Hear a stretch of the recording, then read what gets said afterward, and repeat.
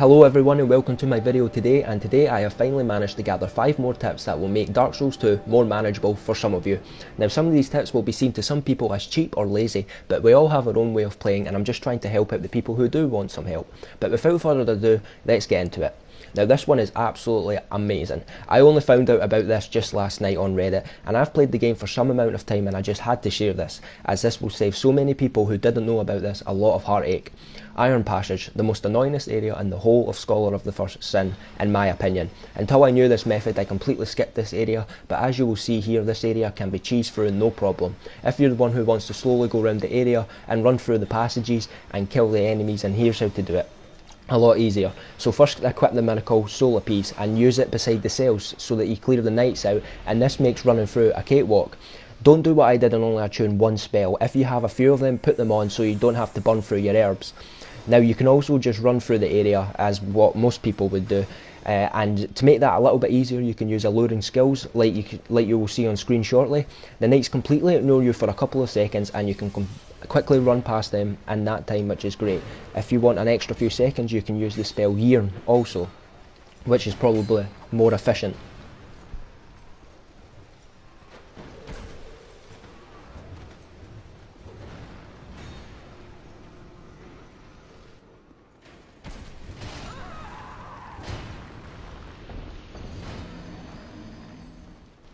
So the next area is the Blightstone Cove main area boss, which is the Duke's pet spider. Now I didn't know about this one until a couple weeks back. Again, I learned this on Reddit, but ever since I've known about this, I've never not used it.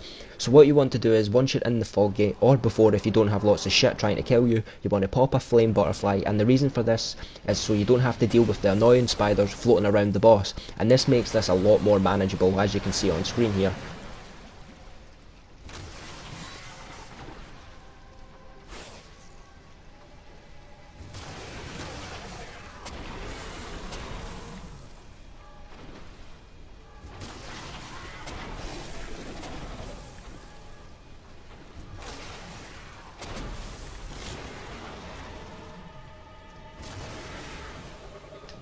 Now this one is for the dark chasms of the old. I saw a shit ton of bloodstains, specifically in the Drang Lakes chasm, and that's probably due to Havel being in this cave. So if you just can't be bothered with Havel's shit, and then grab a great bow. I chose the alone great bow as it's pretty quick for being a great bow, so do what I do on screen here. You aim for Havel's face and you fire a headshot.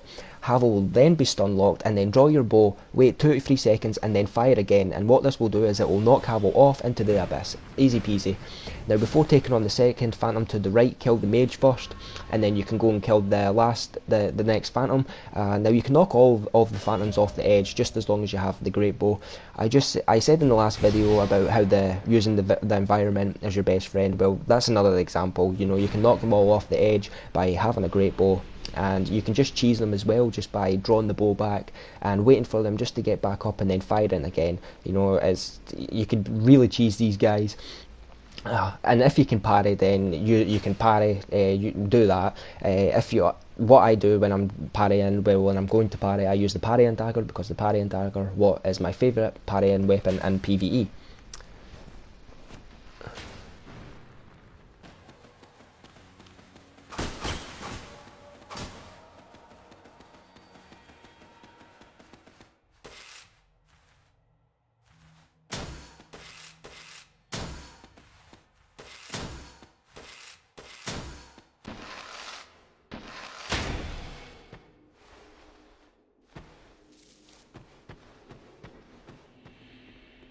Now the Shaded Woods cave is probably the easiest one due to there being less enemies. Again, you can knock the phantoms off into the abyss by following what I do on screen, or you can just cheese them, again like you saw in the last clip there. Make sure you don't go too far out though, because the mage will rush up to you and it's a pain in the ass trying to deal with the phantoms while having the mage there as well.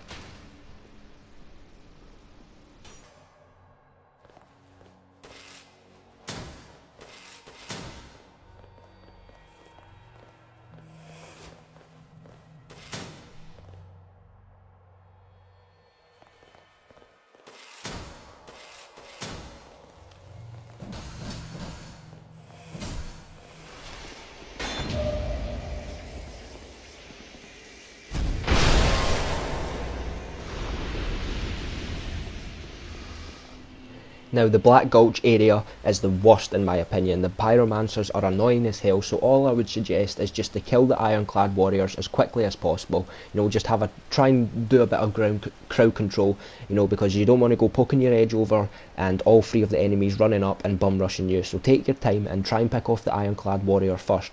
Now this applies to in the other area as well. You can knock the ironclad warrior off the edge, and if the pyromancer's running up and if you manage to knock the ironclad warrior off the edge, then you know you can quickly kill the pyromancer because the ironclad warrior will be running up. The mage will usually stay in the little pool, but if not, then you know it's just a trial and error really. Just try and find a spot, take off the ironclad warrior, take out the ironclad warrior. And as on this clip here, the other two enemies weren't aggroed, so I had to aggro the pyromancer. And as you can see on screen here, I failed really badly at the next few moments here.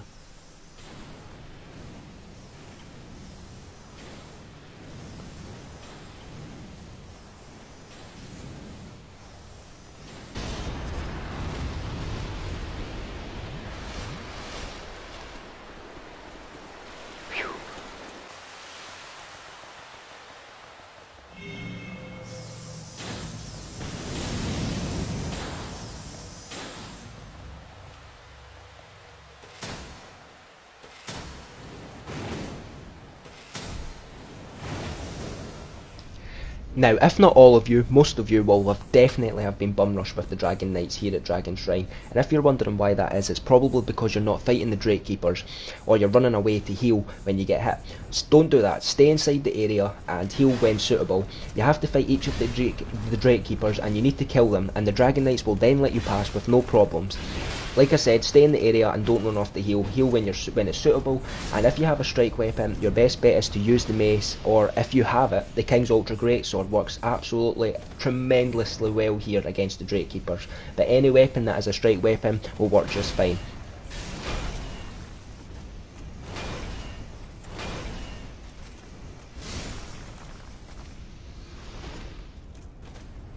Now in this area here, don't run out into the area to the left there on the screen where you came in to heal. Try heal inside the square. Like if you're having a hard time like I was here, I just start spamming them with lightning spears, well sunlight spears. Just as long as you stay in the square, the Dragon Knight at the left there will be fine, and he won't aggro at all. And you can go in and you can grab the third dragon ring. Now on the steps here there is a Dragon Knight he is power stancing.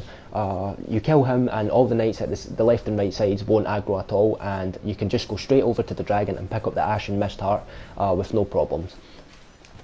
And last but not least, just a little speedrun tip for those who didn't know they can cheese the shit out of the Pursuer.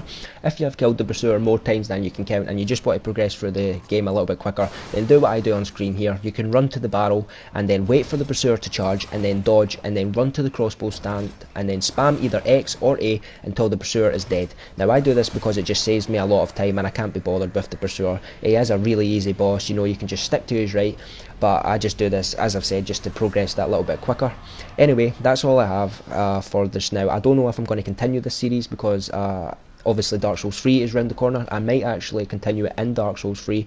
But anyway, if you made it this far, thank you for watching, and any feedback is greatly appreciated. Hope you all have a good day.